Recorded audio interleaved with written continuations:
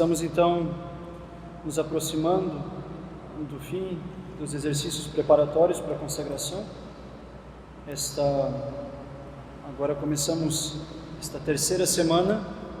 A quarta semana será menor, porque a consagração, a última conferência vai ser na sexta-feira e a consagração na terça-feira seguinte. Então nós nos aproximamos para o fim dessas preparações, sem esquecer da importância da perseverança, até o final, de nos mantermos fiéis aos exercícios, de meditarmos, considerarmos tudo aquilo que São Luís propõe, para que nós possamos realmente viver bem esta consagração, ou renová-la bem para os que vão apenas renovar. Então, recapitulando um pouco aquilo que nós vimos até aqui, nós dizíamos que São Luís traça de maneira clara, São Luís de Montfort, a finalidade do homem, nesta terra. São Luís, que era um apóstolo, que tinha autorização não tinha uma paróquia fixa, mas que trabalhava anunciando o Evangelho, ele tinha como desejo profundo nos levar até Deus, provocar a nossa união com Deus, que é a nossa finalidade terrestre também, Nós temos como finalidade, mais uma vez, lembrando, unirmos-nos a Deus já aqui neste mundo. Esta é a finalidade da vida do homem nesta terra. Foi por isso que nosso Senhor Jesus Cristo morreu na cruz, foi por isso que Ele fez o que fez, que Ele se encarnou, que Ele se fez homem, para que nós tivéssemos acesso a esta união com Deus neste mundo. Isso tem que ser muito meditado, deve estar sempre diante dos nossos olhos. Isso deve ser o motivo das nossas lutas na nossa vida, Nosso Senhor Jesus Cristo se fez homem, morreu por mim, para que eu pudesse viver a união com Ele, com Deus, não só depois da morte, mas já neste mundo. E isso então é muito claro para São Luís, e é assim que ele começa, nos lembrando a finalidade do homem, Então ele vai dizer que para poder viver bem esta união com Deus, nós precisamos, é a grande máxima de São Luís, esvaziarmos-nos do mundo e enchermos-nos do Espírito de Deus. Isto foi o que ele tentou nos dizer nesta primeira semana preparatória dos exercícios, Nesses 12 dias preliminares, era o que ele queria colocar em nós, a necessidade de separarmos-nos do mundo, esvaziarmos-nos do Espírito do mundo e de enchermos-nos do Espírito de Deus. Para São Luís, é muito claro que há uma só pessoa que impede esse esvaziar-se do mundo e encher-se de Deus. O mundo como aquele ambiente contrário a Deus, como aquele lugar onde Deus não tem verdadeiramente um espaço, onde Deus tem às vezes um lugar apenas médio, onde Deus não é integralmente Deus, onde Deus não pode ser Ele mesmo, porque nós precisamos guardar outras coisas além de Deus. Então, o mundo são esses divertimentos onde Deus não tem lugar, ou Ele não tem lugar inteiro. São esses divertimentos, são as músicas, são as nossas vestes, são as nossas conversas, as nossas amizades, a nossa vida, quando Deus não tem lugar pleno. Então, São Luís diz, é importante esvaziarmos-nos disso, desse espírito do mundo, e enchermos-nos do Espírito de Deus. E haverá uma só pessoa que pode impedir isso, que sou eu mesmo. Quando eu me coloco no mundo, nesse espírito do mundo, nesses ambientes mundanos, nas roupas mundanas, nos divertimentos mundanos, nas ações mundanas, então sou eu mesmo o único impedimento para que o espírito do mundo deixe de existir em mim e haja então essa plenitude do Espírito de Deus. Por isso que a segunda semana, nós vimos na conferência da semana passada, é dedicada a conhecer-se a si mesmo. E nós lembrávamos os 2 erros que nós cometemos quando nós nos conhecemos, nós podemos cometer. O primeiro, que é a soberba, que é uma falsa consideração, exagerada consideração de si mesmo, mas também a falsa humildade, de uma também falsa consideração de si mesmo, mas diminuída. E o verdadeiro conhecimento de si mesmo nós adquirimos por meio da humildade, que nos faz considerarmos-nos tal e qual nós somos. E considerando a nós mesmos, para que nós possamos ter um verdadeiro conhecimento de nós mesmos, nós propunhamos duas coisas. A primeira era meditar nas nossas misérias, meditar naquilo que nós fizemos de vergonhoso na nossa vida, nos nossos pecados, e reconhecer que a cada vez foi porque nós confiamos mais em nós mesmos do que na força de Deus. Que cada pecado que nós cometemos é porque nós pensamos ter força para continuar um pouquinho mais nele, até que nós estamos dialogando com o pecado, vivendo com o pecado, e claro, Deus, que não tem parte nenhuma com o pecado, nos abandona as nossas próprias forças, porque a única força que Deus nos dá é de fugir, e é na fuga que nós encontramos a força.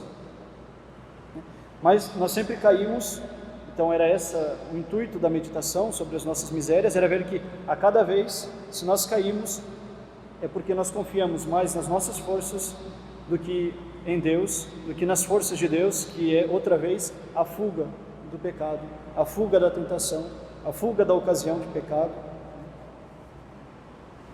E depois nós também considerávamos isso que somos, segundo essas três concupiscências que São João descreve, a concupiscência da carne, ou seja, esse desejo do homem de viver para as posses dessa terra, em busca de posses, de bens materiais, e esquecer da vida sobrenatural, e, em outras palavras, edificar a nossa vida unicamente neste mundo, como se não houvesse uma eternidade para ser começada agora, vivida desde agora.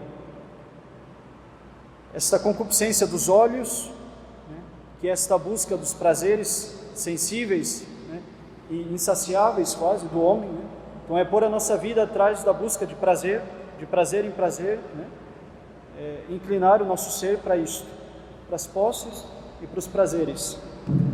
E a concupiscência da soberba, ou seja, a busca pelas honras, pelos elogios, pelo reconhecimento dos homens aqui. E essas três coisas presentes em nós, em cada um de nós, impedem o esvaziar-se do espírito do mundo e o encher-se do Espírito de Deus. Porque já não buscamos mais o reino de Deus, nós buscamos as posses deste mundo. Nós já não buscamos mais Deus por meio da cruz e do sofrimento, se for necessário, mas vivemos unicamente para os prazeres deste mundo. Não somos capazes de renúncias, não somos capazes de sacrifícios, de coisas que nos afastam de Deus, ou que impedem que Deus realmente viva. Preferimos os prazeres deste mundo, as coisas confortáveis deste mundo, e deixamos esta vida de esvaziar-se do mundo e encher-se de Deus. Ou então, pelo respeito humano, pela vergonha de ter a nossa reputação falsamente ofendida, porque nós somos católicos, porque vivemos com Deus, porque lutamos para ter a vida com Deus, vivendo essa concupiscência da soberba, dos elogios, das honras, nós também nos separamos de Deus. E essas três coisas, mais o confiar muito em nós mesmos e não confiar nas forças de Deus, impedem o avanço do Espírito de Deus, do Espírito do Reino de Deus em nós, e nos faz viver esse espírito do mundo, que é esse espírito contrário, que é isto ao qual nós lutamos nesta consagração de São Luís. Então nós olhamos para nós mesmos e dizemos: eu não posso confiar em mim, em mim só há desejo de posses deste mundo, em mim só há desejo de prazeres deste mundo, e em mim só há desejo das honras deste mundo, do reconhecimento. E se não é assim, a cada vez que eu penso ter as forças, eu caio. Aí eu começo a confiar demais em mim e eu caio, porque claro, Deus me abandona quando eu mesmo digo a Deus: eu prefiro contar com as minhas forças do que com as tuas. Então eu não posso, por mim mesmo, unicamente, viver esse caminho de esvaziar-se do mundo e encher-se do Espírito de Deus, que é a finalidade dessa consagração. E o que eu vou fazer? Eu vou buscar ajuda eu vou confiar em outra pessoa, alguém que possa me ajudar de maneira verdadeira e eficaz a combater esse espírito do mundo, a combater essas concupiscências da carne, dos olhos e da soberba, alguém que tenha força suficiente para me ajudar quando as minhas forças faltarem neste esvaziar-se do espírito do mundo e encher-se do Espírito de Deus. Quando diante da tentação eu já não tiver mais forças, eu vou recorrer a alguém que tenha força e que possa me ajudar. Esta é a solução, confiar em outra pessoa, porque nós mesmos não conseguimos. E esta pessoa, São Luís diz, com toda a igreja, claro, ser Nossa Senhora. Nossa Senhora vai ser esta pessoa que vai me ajudar neste caminho de santidade, de esvaziar-se do mundo e encher-se de Deus. E por isso, para que eu possa confiar nela, que eu possa descobrir que ela é este caminho, São Luís propõe esta semana que estamos agora meditando como conhecimento da Virgem Maria. Então esses dias de hoje até a próxima conferência são dedicados a conhecer melhor e mais Nossa Senhora, a conhecer a Virgem Maria, ela que vai ser então este caminho de confiança mais nela do que em mim mesmo, porque outra vez, agora que eu já me conheço, agora que eu sei o que eu sou, agora que eu sei que em mim quase tudo é soberba, é desejo de posse e é desejo da carne, mal inclinado, é que eu vou confiar mais em alguém que não tem isto, não teve isto e não conheceu isto, viveu mais para Deus e menos para os bens deste mundo, viveu mais para a cruz e para as alegrias que vêm de Deus do que para os prazeres deste mundo, e viveu retirada, sem se importar com as honras deste mundo, mas mais com aquilo que Deus pensava dela. E esta pessoa é a Virgem Maria. Por isso então, mais uma vez, São Luís vai dizer, esta semana agora é dedicada a conhecer a Virgem Maria.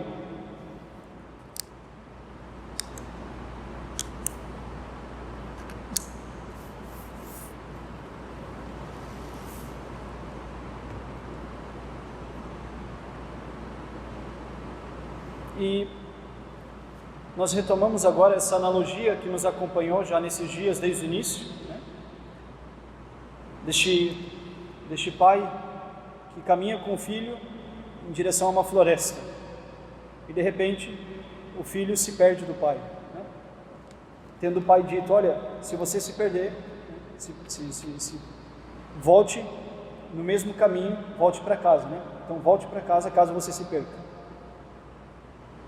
E este filho, então perdido na floresta, vai voltar para casa pelo mesmo caminho, porque este caminho que ele fez com o pai até o momento que ele se perdeu do pai, vai ser o caminho mais seguro, o caminho mais rápido, né?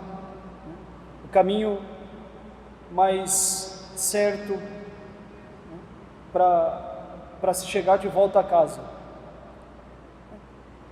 Nós precisamos entender Nossa Senhora, para conhecê-la bem, nos planos de Deus. Deus poderia ter operado a nossa redenção de outra maneira. Ele poderia ter escolhido outro caminho que o da cruz. Ele poderia ter nos perdoado do alto do céu e ter dito tudo está perdoado. Ele poderia não ter escolhido a Virgem Maria para vir a este mundo. Ele poderia ter feito isso da maneira que ele quisesse. Ele é Deus Todo-Poderoso e simplesmente poderia ter escolhido outros caminhos. Entretanto, ele não quis. E isso muda tudo. Na economia da salvação, no plano divino para a salvação do homem, Deus não quis não contar com a Virgem Maria. Ele não precisava, mas ele quis. Então Deus quis contar com a Virgem Maria para operar a nossa salvação. Ele não precisava, mas ele quis. E desde o instante que Deus quis, Nossa Senhora passa a fazer parte de necessidade pelo plano da salvação, para que Deus possa operar a salvação, porque Ele quis contar com ela, e tendo Cristo estabelecido assim, ela é então necessária para a salvação. Então aí a cruz vai ser necessária porque Deus assim quis, o sofrimento de nosso Senhor Jesus Cristo, né? Tudo isso. E Ele fez isso mais para manifestar o amor dele em relação a nós. Ele desejou assumir aquilo que o homem tinha de mais precioso, aquilo que um homem possui de mais precioso, que é a própria vida, para poder entregar esta vida em sinal de amor por nós. Deus quis assumir o que o homem tem de mais precioso, a vida, para entregar esta vida por amor de nós. Não precisava, mas quis, para mostrar o amor dele por nós. Esta ação dele é livre, e ele quis fazer isto, ele escolheu fazer isto por meio da Virgem Maria.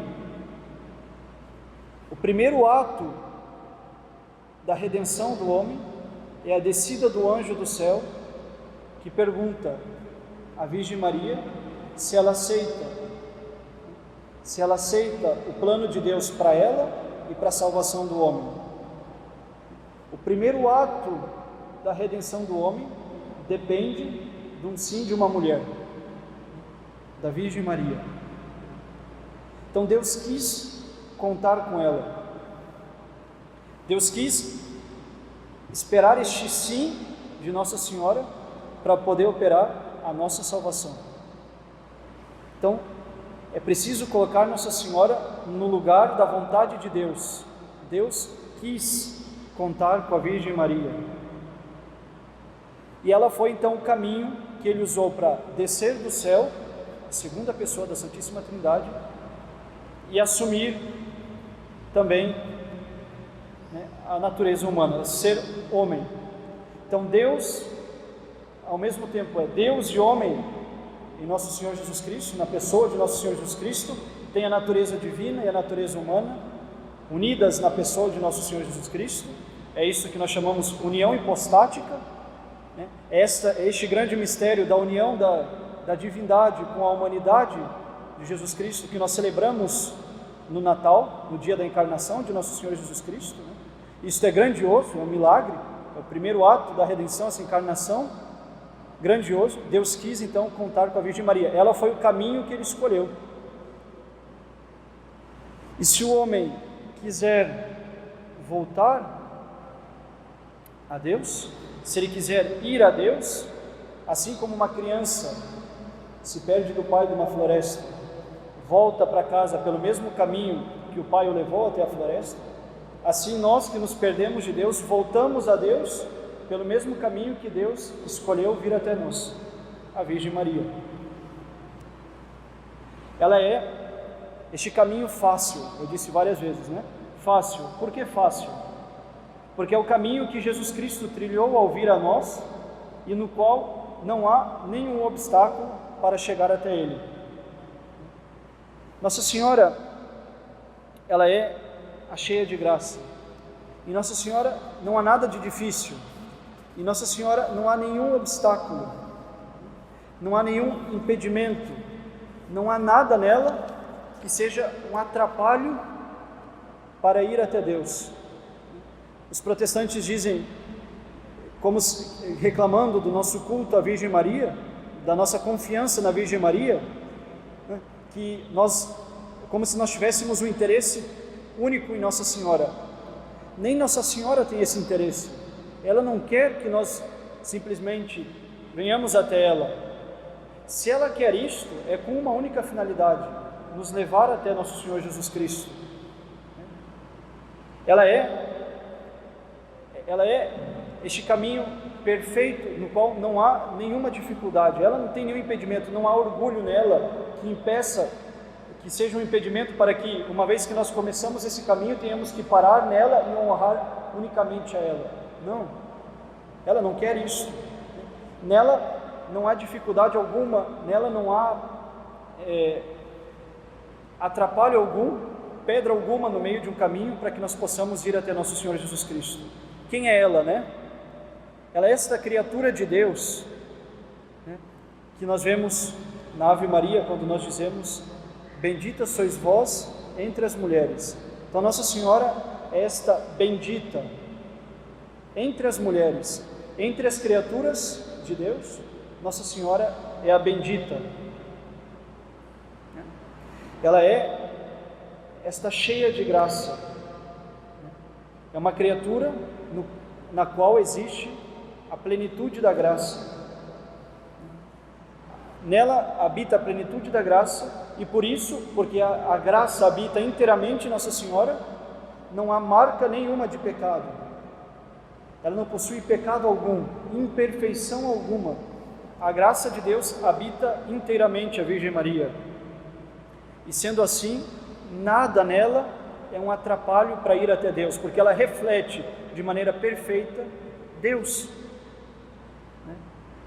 De tal maneira que o anjo vai dizer à Virgem Maria: o Senhor é convosco. Ou seja, bendita sois vós entre as mulheres, criatura, cheia de graça, cheia de Deus, não há imperfeição, não há pecado algum, não há mancha alguma. É isso que nós vamos celebrar semana que vem, no dia 8 de dezembro, a Imaculada Conceição da Virgem Maria. Nem no nascimento não houve marca do pecado original, nada, perfeita, uma criatura perfeita. O Senhor é convosco, o Senhor é contigo, pela graça, Deus habita em ti. Emanuel é o que nós vamos celebrar no Natal, é o nome de Nosso Senhor também no Antigo Testamento. Emanuel, que quer dizer Deus conosco. E se Deus esteve com alguém de maneira perfeita, foi com a Virgem Maria. E justamente é porque ela é cheia de graça que nós nos perguntamos: por que ela? Por que cheia de graça? Porque ela foi preparada, porque Deus quis preservá-la assim, Deus quis fazer esta maravilha de ser humano que é a Virgem Maria, em vista daquilo que ela é, Mãe de Deus, né? Deus com ela, Emanuel, Deus conosco. Deus quis fazer a Virgem Maria perfeita, imaculada, tudo em vista deste dogma mais importante dos dogmas marianos, né? O Theotokos, Mãe de Deus. Ou seja, Nossa Senhora é perfeita, não há atrapalho nenhum nela. Se Deus foi, quando nós comparamos Nossa Senhora com qualquer outra pessoa, dizendo que ela é uma mulher como qualquer outra, que ela teve os seus pecados, que ela teve as suas imperfeições, nós blasfemamos contra a ação perfeita de Deus, que Deus Ele mesmo, artista perfeito, quis modelar uma mulher perfeita. Deus escolheu uma mulher, modelou esta mulher da maneira mais perfeita e fez ela perfeita, sem mácula nenhuma, sem mancha nenhuma. Tudo isso em vista do fato que Ele queria que ela fosse a Mãe de Deus, a mãe de seu Filho, para operar a nossa redenção. Ou seja, dentro da vontade de Deus, Deus modelou a Virgem Maria. Então, é uma blasfêmia dizer que ela teve pecado, dizer que ela é uma mulher como qualquer outra, né? Que ela se enganou, que ela não sabia. Não, Nossa Senhora é perfeita, foi modelada para ser assim. É uma criatura, bendita sois vós entre as mulheres, mas é uma criatura preparada por Deus, escolhida por Deus. Assim como Abraão deixou a terra virgem, né, para ir em direção à terra prometida, assim nosso Senhor Jesus Cristo escolheu a Virgem Maria, a terra virgem, Nossa Senhora, para vir a este mundo, nos abrir o caminho da terra prometida verdadeira, o céu. Ou seja, Nossa Senhora foi preparada para ser a Mãe de Deus. Nela não há dificuldade alguma, ela é um caminho fácil. Nosso Senhor escolheu vir por ela, nós podemos escolher ir até Deus por meio dela. Vamos ver, ela é um caminho fácil, não há impedimento algum, não há nada nela que atrapalhe. Ela não tem orgulho, ela não tem vaidade, não há interesse nenhum no culto mariano de estancar-nos em Nossa Senhora. Ela quer conduzir-nos até Deus. Ela é caminho e não finalidade. E ela é a primeira a saber disso. Então é um caminho fácil. É um caminho curto. Seja porque nele não há desvios, seja porque por ele caminha-se com mais alegria e facilidade. e, por conseguinte, com mais prontidão. No seio de Maria é onde os jovens convertem-se em anciãos pela luz, pela santidade, pela experiência e pela sabedoria, chegando em poucos anos à plenitude da idade de Jesus Cristo. Ou seja, é um caminho curto. Por que é um caminho curto? Porque, de São Luís, eu estou lendo fragmentos de São Luís, ele mesmo descrevendo o que ele diz, né? Porque é um caminho curto? Porque não há desvios, justamente porque ela é perfeita, porque é um caminho fácil, Nossa Senhora não tem pecado nenhum, é que não haverá nada nela que vai ser um desvio para chegar até Deus. Não há pecado nela, não há culto marial que pare em Nossa Senhora, ele é direcionado ao nosso Senhor Jesus Cristo, né? Então, é um caminho curto, além de ser um caminho fácil, mais uma vez porque ela é perfeita, porque nela não há erro, por isso não há nela impedimento e não há nela desvio. Nós vamos a Deus diretamente. Quando buscamos Nossa Senhora, logo em seguida pensamos em Deus. Se Nossa Senhora fez o que fez, se ela foi quem foi por causa de Deus, e não tem nada nela que não revele diretamente Deus. Podemos procurar, não haverá mancha de vaidade, não haverá mancha de orgulho, não haverá nada, diretamente Deus. Se nós pedimos a intercessão de Nossa Senhora, ela não vai nos levar por caminhos tortuosos, ela vai nos levar diretamente a nosso Senhor Jesus Cristo, né? Se nós imitamos as virtudes da Virgem Maria, nós vemos diretamente a finalidade dessas virtudes, que é nosso Senhor Ele mesmo. Então, Nossa Senhora não tem nada nela que é desvio, é tudo direção direta a nosso Senhor Jesus Cristo. Não há métodos para se chegar até Deus em Nossa Senhora, ela é o próprio caminho. Ela não nos leva por aqui e por ali, ela é um caminho curto, direto, fácil, porque não há impedimento, curto, porque não há desvio. É um caminho perfeito, porque Maria é a mais santa e a mais perfeita de todas as criaturas. E Jesus Cristo, que veio a nós da maneira mais perfeita, não escolheu outro caminho, senão este tão grande e admirável que é a Virgem Maria. Se Deus Ele mesmo quis vir por este caminho, se Ele preparou este caminho, se Ele formou este caminho, por que é que nós iríamos por outro caminho? Por que nós escolheríamos outro meio de chegar até Ele, senão este que Ele mesmo preparou e que Ele mesmo fez e que Ele mesmo modelou? Então, Nossa Senhora é caminho perfeito, porque é preparado por Deus. É caminho curto, porque nela não há desvio até Deus. E é um caminho fácil, porque não há impedimento algum no meio deste caminho, não há pedra alguma, não há barreira alguma que não nos aproxime de Deus. E é também um caminho seguro, segundo São Luís. Seguro porque a função de Maria é conduzir-nos com toda segurança a seu Filho, assim como de Jesus Cristo é levar-nos com segurança a seu eterno Pai. A doce Mãe de Jesus repete sempre a seus verdadeiros devotos as palavras que pronunciou nas bodas de Caná, ensinando-nos a todos o caminho que leva a Jesus. Fazei tudo o que Ele vos disser. Então Nossa Senhora é caminho seguro, não há erro. Nossa Senhora não nos levará por falsos caminhos. Nós não seremos decepcionados por confiar na Virgem Maria. Acaso Deus Ele mesmo foi? Não foi.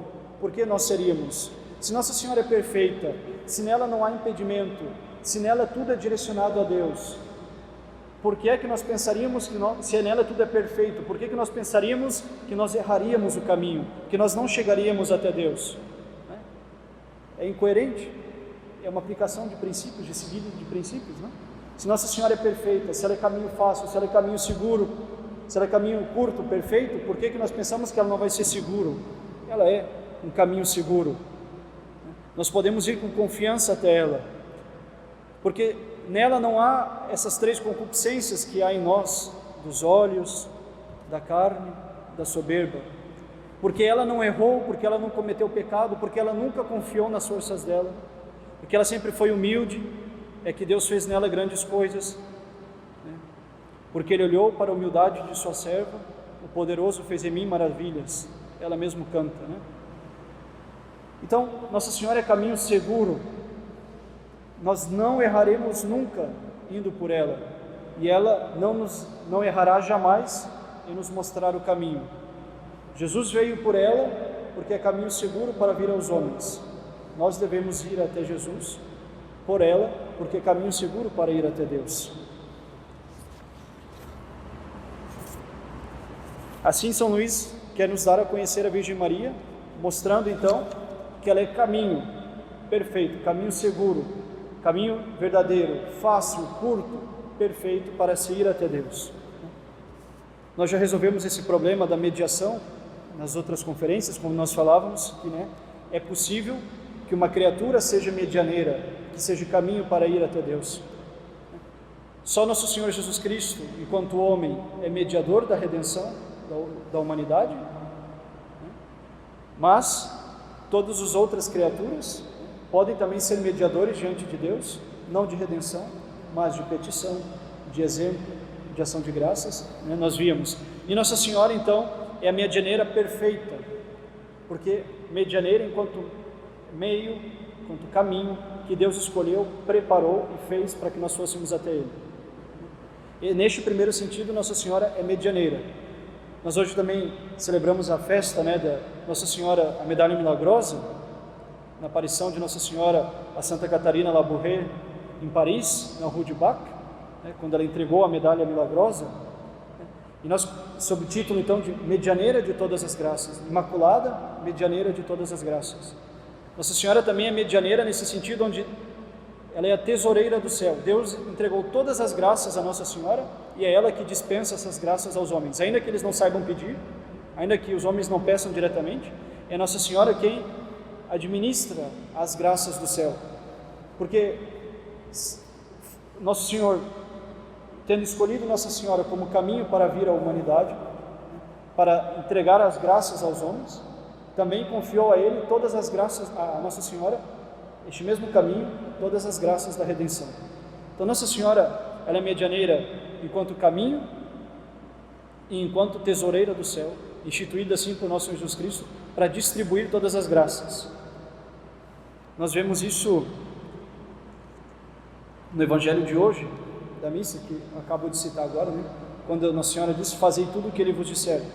O primeiro milagre operado por nosso Senhor Jesus Cristo foi feito porque Nossa Senhora pediu. Foi isso que aconteceu nas bodas de Caná. Não era a hora, diz Nosso Senhor. Estava lá tendo a festa de casamento e faltou vinho na festa. E aí os noivos, não sabendo o que fazer, vão pedir a Nossa Senhora, a Virgem Maria, vão dizer a ela: não temos vinho, não há mais vinho. Nossa Senhora percebe delicadamente essa inquietação dos noivos e vai dizer a Nosso Senhor: eles não têm mais vinho. E Jesus olha para Nossa Senhora e fala: não é a minha hora. Ou seja, ainda não era o momento de começar esses sinais públicos da vida de Nosso Senhor, mostrando que Ele era Deus. Nossa Senhora, que conhecia o coração de Deus, que sabe o que Ele queria, olha para os responsáveis pela festa e diz: fazei tudo o que Ele vos disser. E aí, Nosso Senhor o que faz? Manda encher as hídrias, as grandes potes, garrafas grandes, de água, e transforma a água em vinho. E aí a festa outra vez está completa, a ponto de dizer, o anfitrião da festa dizer: por que é que deixaram o melhor vinho para o final? Normalmente é o contrário, quando todo mundo está bêbado, aí então se serve o vinho menos bom, e aqui foi o contrário, o menos bom foi servido primeiro e o melhor vinho foi servido depois. Isso resume toda a nossa confiança em Nossa Senhora.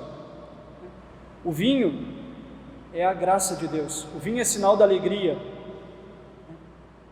Quando Nossa Senhora diz a Nosso Senhor: eles não têm mais vinho, é como se ela olhasse para a humanidade inteira e dissesse: eles não têm mais a graça.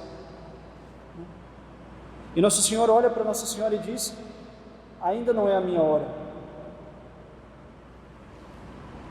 E Nossa Senhora responde de maneira paradoxal, estranha. Em vez de falar com Nossa Senhora, ela olha para os anfitriões e diz: fazei tudo o que ele vos disser. Como que contrariando, Jesus diz: não é a minha hora, e ela diz: fazei tudo o que ele vos disser. Ele não falou, não é a minha hora. Por que ela foi atrás? Porque justamente tem algo interessante que acontece aqui. Nossa Senhora conhece o coração de Nosso Senhor. Nossa Senhora sabe o que Deus quer. Se Jesus, que é homem e Deus, não quisesse transformar a água em vinho e dar vinho para essa festa, Ele não teria feito. Ele é Deus, Ele não teria agido contra a vontade dEle. Não teria feito, simplesmente, poderia não ter feito, não teria feito nada de errado. Mas, entretanto, Ele respondeu e fez. Porque quando Ele disse: não é a minha hora, e Nossa Senhora voltou-se aos empregados e disse: fazei o que Ele vos disser, porque Ele vai fazer, é que Nosso Senhor quis que ela falasse isso, para mostrar que no plano da redenção, Nossa Senhora tem lugar, a intercessão de Nossa Senhora tem lugar importantíssimo no plano da redenção. Se Nosso Senhor transformou o vinho, a água em vinho, foi porque Nossa Senhora pediu. Foi porque Nossa Senhora adiantou a hora do início da manifestação pública da redenção.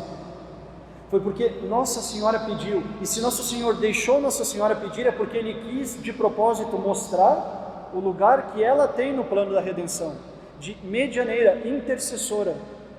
Então, se a humanidade que perdeu o vinho da graça recuperou a graça, foi porque Nossa Senhora disse: eles não têm mais vinho. E se Nosso Senhor transformou a água em vinho, foi porque Nossa Senhora pediu. E se Jesus adiantou a nossa redenção, começou a nossa redenção, operou a nossa redenção, foi por intercessão da Virgem Maria. Foi olhando para os méritos da Virgem Maria. A água nesse Evangelho é símbolo da nossa humanidade pecadora, que não é nada, que não tem gosto, que não é capaz de dar alegria. E quando Nosso Senhor transforma a água em vinho, é o sinal daquilo que Ele vai fazer. A nossa humanidade pecadora vai transformar-se, então, pela graça. A água da nossa humanidade transforma-se em vinho de alegria outra vez.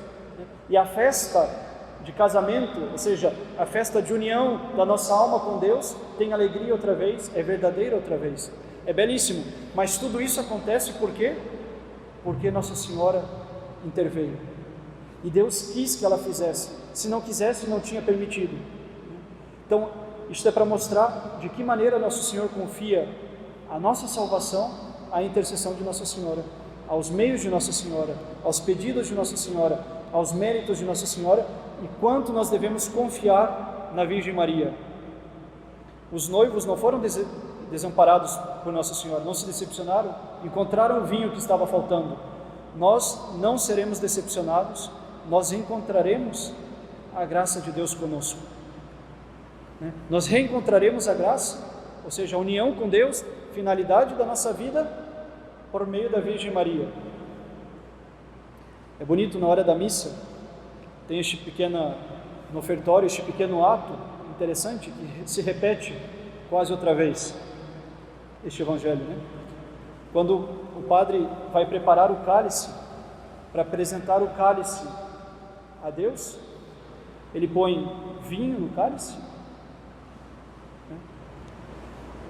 e aí depois ele diz um pouquinho, ele pega uma gota d'água e joga essa gota d'água dentro do vinho, dizendo, Deus, que de maneira tão impressionante criastes a natureza humana, mas de maneira ainda mais impressionante a reformaste, dignai-vos, abençoai essa água, este vinho. Ou seja, misturando a água no vinho, o padre lembra, neste ato, isso que acontece no Evangelho de hoje. A nossa humanidade, simbolizada pela água, se mistura outra vez à graça de Deus, o vinho, e se torna fonte de verdadeira alegria, a graça de Deus, a santidade.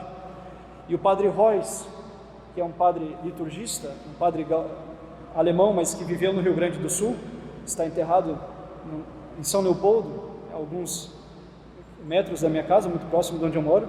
E foi um padre místico que morreu nos anos 50 e que via neste momento, enquanto ele rezava a missa, ele via nesta hora Nossa Senhora do lado dele, né, acompanhando um acólito que vinha para o altar, carregando a água e o vinho. Ele via Nossa Senhora que acompanhava o acólito. E é interessante, é como se outra vez Nossa Senhora estivesse presente, né, misticamente ali presente durante a missa, porque é verdade que durante a missa a corte celeste inteira assiste esse sacrifício. Nossa Senhora, os anjos, os santos estão todos ali presentes, assistindo o padre no altar, junto com a igreja terrestre militante que está ali, né? Então o padre Royce, que tinha essas visões, que via Nossa Senhora se aproximar com o acólito do altar quando carregava a água e o vinho, nos faz lembrar este momento do Evangelho onde Nossa Senhora vem apresentar mais uma vez a Deus, a humanidade ferida pelo pecado, que espera a transformação pela graça da água para o vinho, da vida insípida, insossa, para a vida da alegria do vinho, do gosto das coisas celestes, né? Nossa Senhora, então, faz parte do plano de Deus para a mediação. Ele não teria operado este primeiro milagre se não fosse por meio da Virgem Maria. Não teria adiantado esta hora se não fosse por meio da intercessão da Virgem Maria. Daqui vem a importância de sempre que quisermos algo, e nós queremos o céu, então, sempre que quisermos algo, ir por meio da Virgem Maria, e se queremos o céu, ir para o céu por meio da Virgem Maria, caminho escolhido por Deus. E a devoção que São Luís vai apresentar, né, aquilo que ele vai propor como método de se ir a Deus por meio da Virgem Maria, é a consagração por meio da escravidão. Então São Luís propõe que nós nos entreguemos a Jesus Cristo por meio da Virgem Maria, na condição de escravos de Nossa Senhora. Escravo nesse sentido, onde a partir da nossa consagração, de um dia fixado, né, no nosso caso dia 8 de dezembro, que nós vamos fazer, a partir deste dia, nós nos entreguemos a Nossa Senhora completamente, como escravos, ou seja, nada mais nos pertence, tudo é dela. A um escravo nada pertence, tudo pertence ao Senhor do escravo. Então, quando São Luís propõe que sejamos escravos para ir até Deus por meio da Virgem Maria, ele propõe que tudo que nós fizermos, nós entreguemos à Virgem Maria. E é um belo meio de ir até Deus, né? Não é estocar a nossa vida na Virgem Maria, mas ir até Deus por meio da Virgem Maria. Então, as nossas orações, nós dirigimos a Nossa Senhora. As nossas ações, nós dirigimos a Nossa Senhora. O nosso dinheiro, nós damos a Nossa Senhora. As nossas posses, nós damos a Nossa Senhora. As minhas roupas são de Nossa Senhora. Os meus prazeres são de Nossa Senhora. As minhas conversas são de Nossa Senhora. E eu ofereço os méritos dessas ações, dessas coisas que eu faço, à Virgem Maria. E peço a ela, que é tesoureira no céu, de administrar essas graças, esses méritos, como ela quiser. Ela decide o que vai ser melhor. E Nossa Senhora sabe o que é melhor, como ela sabe que para um noivo, para uma noiva, numa festa de casamento, faltar vinho é angustiante, e ela vai dar um jeito para ir atrás. Da mesma maneira, a nós, que confiamos tudo a ela, sabe daquilo que vamos precisar, e vai dar a graça a cada momento, porque ela é medianeira das graças, segundo aquilo que nós mais precisarmos. Então não precisamos ter medo de confiar tudo a Nossa Senhora. Então é uma vida que muda. São Luís vai dizer que ela é quase comparável a um voto de religião, quase como alguém que se torna religioso, um freio, uma freira, né? Não é a mesma coisa, claro, mas é algo parecido, assim, ele vai dizer que é algo com a mesma importância. E é interessante, porque realmente é uma mudança de vida. A partir deste momento, tudo passa a ser da Virgem Maria na minha vida. Tudo eu dou a ela, eu recorro a ela, e eu escolho ela para administrar as graças e os méritos da minha vida. Isso é muito importante, né? Saber que quando nós fazemos a consagração, nós assumimos essa condição, segundo o método de São Luís. Há outras consagrações, mais ou menos perfeitas. Esta, que é certamente uma das melhores, propõe então que nós nos entreguemos à Virgem Maria como escravos, para ir até Deus como escravos da Virgem Maria. E não precisamos, claro, ter medo de fazer isso, de entregarmos-nos inteiramente a ela, né? Confiarmos inteiramente a ela. Ela é como essa rainha. Veja, antigamente, numa sala como essa, aliás, né? Essa é a sala dos pontificais, onde o arcebispo de Belém recebia, né, as pessoas com quem vinham conversar, né? O rei tinha a sala do trono, e aqui ficava o trono num lugar destacado, e as pessoas vinham pedir ao rei, durante o dia, quando ele concedia suas audiências, aquilo que queriam, né? E às vezes pedir diretamente ao rei era sinal de não conseguir. Imagina um agricultor, um camponês que se aproxima do rei para pedir alguma coisa meio assim sem jeito, né? Vai ter medo de atrapalhar, medo de não conseguir, não saber pedir. Agora uma tática boa era confiar isso à rainha e pedir a ela que pedisse ao rei. É exatamente isso que nós fazemos na consagração. Nós não sabemos muitas vezes pedir com conveniência, nós não sabemos nem pedir, ou às vezes as nossas condições, a nossa condição de pecadores que somos, não nos permite aproximarmos-nos de Deus como convém, né?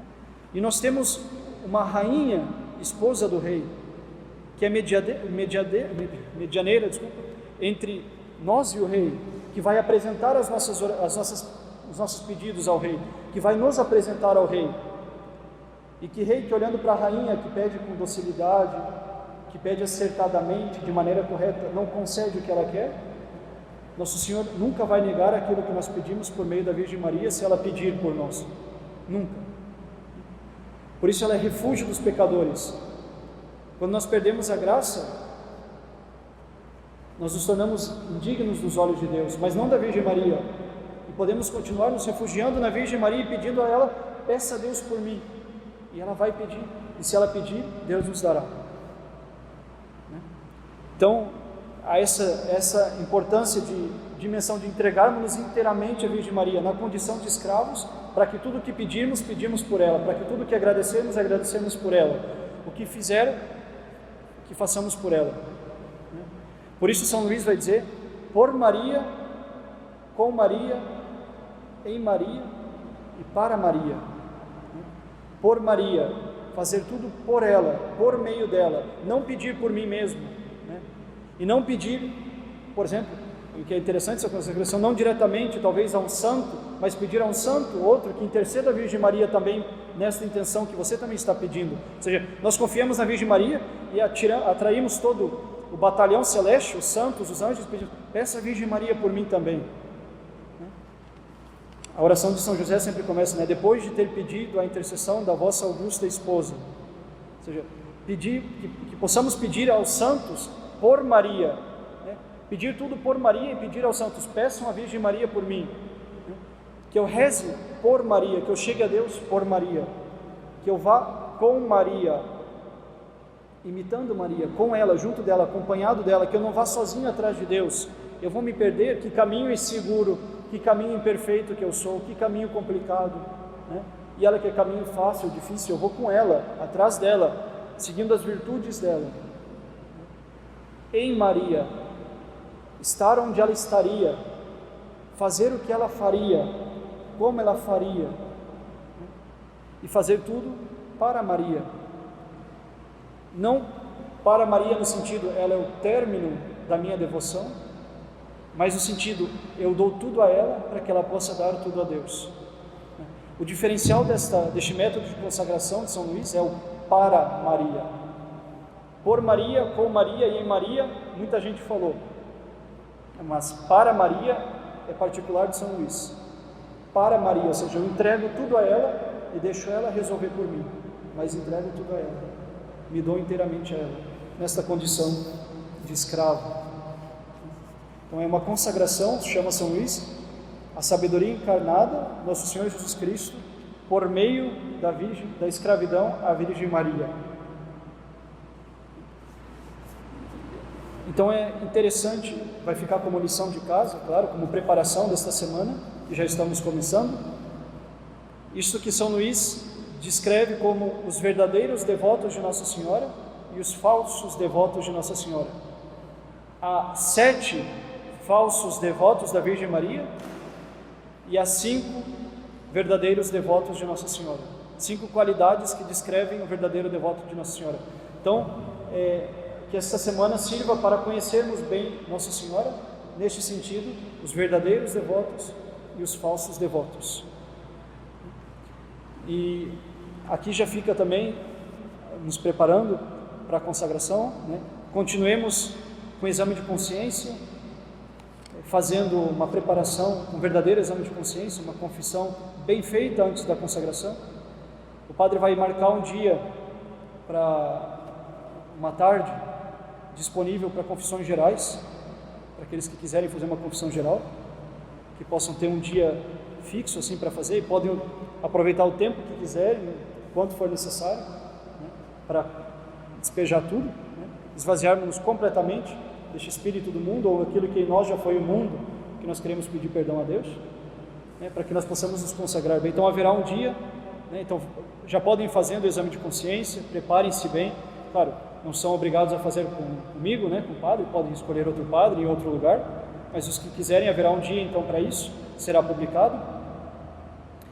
E também saber que a consagração a Nossa Senhora, que está escrita no tratado, no final do tratado, nós escrevemos à mão. Já podem, né, depois dessa semana, agora que nós vamos conhecendo a Virgem Maria melhor, e escrevendo esta consagração à mão também. Esse texto está atrás do livrinho da consagração, e já pode se inscrevendo, né, e assinar o seu nome. E no dia da consagração o padre assina, dando como testemunha da consagração, certo? Então ficam estas lições, né? Preparemos-nos essa semana conhecendo a Virgem Maria, nestes falsos e verdadeiros devotos de Nossa Senhora, segundo os dizeres de São Luís. Preparemos-nos pela confissão, né, uma boa confissão geral para quem quiser, uma confissão anual para quem desejar, uma confissão pontual para quem preferir assim, ainda que seja recomendado neste caso a confissão geral. Preparemos então esta confissão, preparemos também a nossa consagração, já escrevendo o texto, né, aos pouquinhos, não deixemos para a última hora, para que quando chegar o dia da consagração tudo esteja colocado. Semana que vem nós vamos falar também dos objetos, os sinais exteriores da consagração, aqueles que usam a cadeinha, né, uma cadeia, ou escapulário, ou algo assim. Nós vamos falar disso semana que vem. Algumas pessoas que já perguntaram, isso a gente vai conversar semana que vem, e aí cada um pode procurar ver como é que vai ser a melhor maneira, que vai preferir externar esta consagração, com que sinal externo, né, se é com o uso do escapulário, a corrente, enfim, outras maneiras. Muito bem. Então, como nas outras semanas, quem tiver alguma pergunta pode deixar para o final agora, e em particular. Nós podemos agora já rezar.